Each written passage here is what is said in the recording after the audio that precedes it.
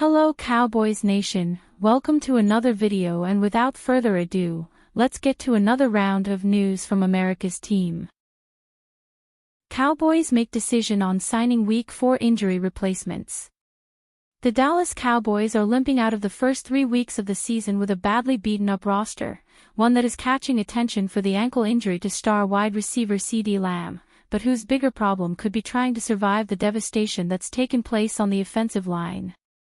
On Sunday, Tyler Booker, the rookie guard the team chose with its first-round pick this spring, went down with a high ankle sprain, the injury that KO'd Lamb.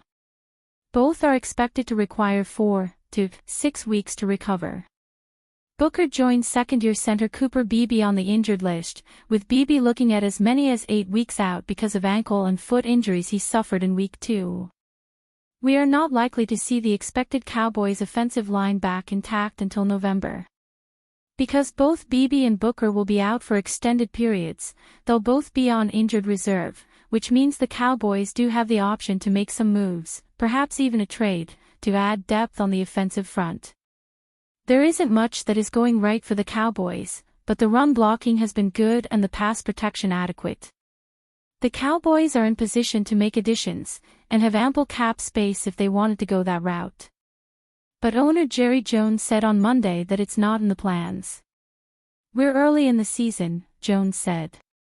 "I really would say that we got enough here to get this done. We got enough. We really do. But it is frustrating not just for this game, against the Packers on Sunday, but the fact that you're looking at potentially multiple games. That's frustrating." Indeed, the Cowboys do have 2 of the better backup linemen in the league on hand, and are fortunate for that. Brock Hoffman has taken over for Beebe, and there is not much drop-off there. In fact, Hoffman rated a grade of 63.1 at Pro Football Focus, an improvement over the 53.9 from Beebe to start the year. The Cowboys also have the much-tested TJ Bass to fill in for Booker. Bass is an undrafted free agent the team brought in from Oregon in 2023, and while he does not usually start, he manages to get snaps every year. Bass played 343 snaps as a rookie, which was 29% of the team's snaps, according to Pro Football Reference's estimates. He played 315 snaps last year, which was 30% of the Cowboys' snaps. Will Jadeveon Clowney make Cowboys debut in Week 4 versus Packers? The Dallas Cowboys will have some extra motivation to get a win in Week 4. Dallas will host Green Bay and invite Micah Parsons back to AT&T Stadium after trading him away before Week 1. But the Cowboys could be ready for Parsons' replacement to make his debut against the Packers. Cowboys owner Jerry Jones said on Tuesday that he expects Jadeveon Clowney to play on Sunday against the Packers, per The Athletic's John Machota. Clowney did not play against the Bears in Week 3 as he was still ramping up for the regular season. The veteran edge rusher figures to play a rotational role behind starters Sam Williams and Dante Fowler Jr., but if he plays well enough, he could earn a starting job for the rest of the season. Clowney's ability to defend against the run could help decide how many snaps he gets in Week 4. Green Bay's offense loves to establish the run with Josh Jacobs. That means run defense could be a top priority for the Cowboys this week. Either way, expect the Cowboys to give Clowney plenty of work in a symbolic game against Parsons. Cowboys Jerry Jones not mad about Micah Parsons' situation ahead of Week 4 reunion. The Cowboys owner claims that he does not hold any ill will towards Parsons. Jones spoke openly about his thoughts on the superstar pass rusher during the same radio interview. Cowboys owner Jerry Jones has famously said, "Don't let your money get mad," while talking about business. Jones on at 10:53 The Fan said that wasn't the case with trading Micah Parsons. Absolutely not. Not at all. It was nothing personal. I had on the table the best I could do. Dallas is rumored to have offered Parsons a 5-year extension that included over $150 million in guaranteed money.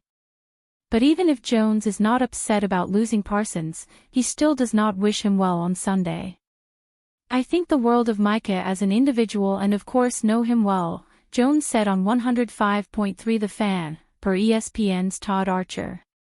I might say, wish him well, except it's obvious I don't this weekend in terms of Green Bay winning the game. Parsons going up against the Cowboys will be appointment television for every NFL fan in Week 4.